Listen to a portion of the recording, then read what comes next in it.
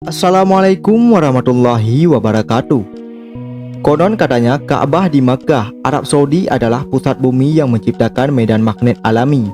Hal ini disebut-sebut yang membuat tak ada pesawat ataupun makhluk hidup yang melintas di atasnya. Pernyataan ini sulit dikonfirmasi lantaran belum ada riset komprehensif yang dapat membuktikan ini. Salah satu tesis yang cukup populer dikemukakan Profesor Hussein Kamel di majalah Al-Arabiyah tahun 1978. Muncul klaim Hussein menemukan fakta bahwa Mekah adalah titik pusat bumi. Letak Ka'bah yang berada di tengah-tengah kutub selatan dan kutub utara membuatnya disebut sebagai zero magnetic area dan menjadi pusat bumi. Jadi jika kita membuka kompas di area Ka'bah, jarum kompas tidak akan bergerak karena terjadi gaya tarik-menarik yang sama besar di antara dua kutub. Oleh karena itu, muncul kesimpulan pesawat dan burung tidak bisa terbang di atas Ka'bah. Sayang klaim ini sulit dipertanggungjawabkan lantaran artikel tentang pernyataan Profesor Hussein beredar di blog-blog pribadi. Sedangkan pernyataan yang lebih bisa dipertanggungjawabkan adalah klaim dari pilot kenamaan Arab Saudi Hasan Al-Ghamidi kepada orientnews.net Senin 16 Januari 2017. Hasan mengatakan pesawat tidak melintas lantaran Ka'bah masuk dalam kawasan terlarang. Pelarangan dilakukan untuk melindungi kenyamanan dan keselamatan para jemaah haji dan umrah.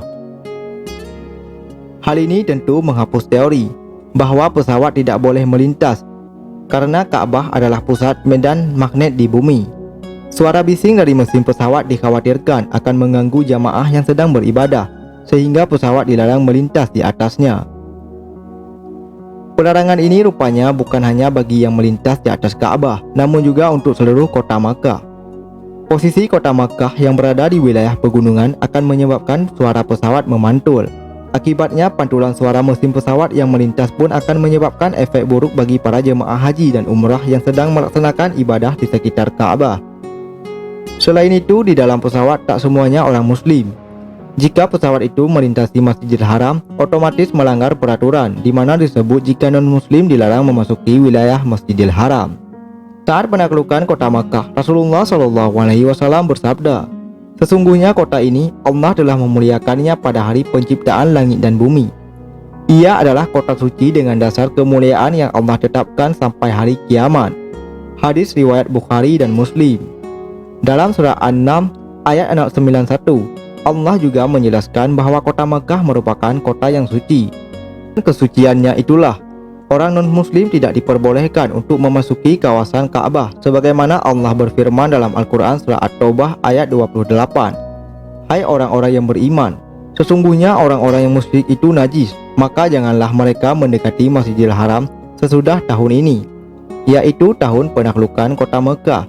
Quran surah At-Taubah ayat ke-28 adalah sebuah bangunan di tengah-tengah masjid paling suci dalam agama Islam, Masjidil Haram di Mekah, Hejaz, Arab Saudi. Tempat ini adalah tempat yang paling disucikan dalam agama Islam. Ka'bah dianggap rumah Allah dan mirip selayaknya tabernakel dan Holy of Holies dalam keyakinan Yudaisme. Muslim dari seluruh dunia menghadap Ka'bah sebagai titik ketika melaksanakan salat. Perintah salat menghadap ke Ka'bah dikenal dengan nama kiblat. Bangunan suci sekitar Ka'bah dikenal dengan nama Masjidil Haram atau Masjid Suci.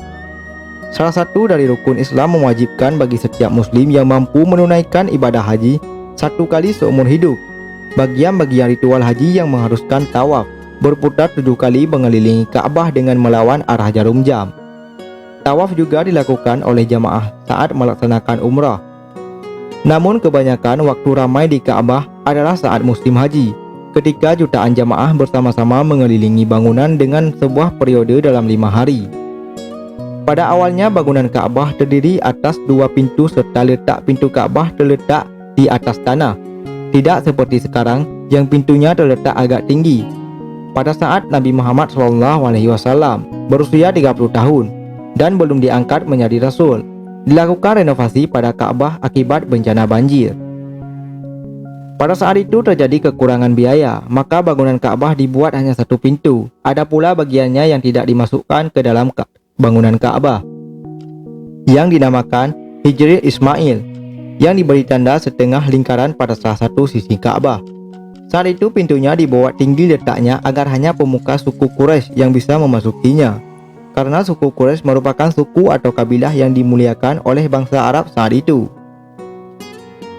Nabi Muhammad SAW pernah mengurungkan niatnya untuk merenovasi kembali Ka'bah karena kaumnya baru saja masuk Islam.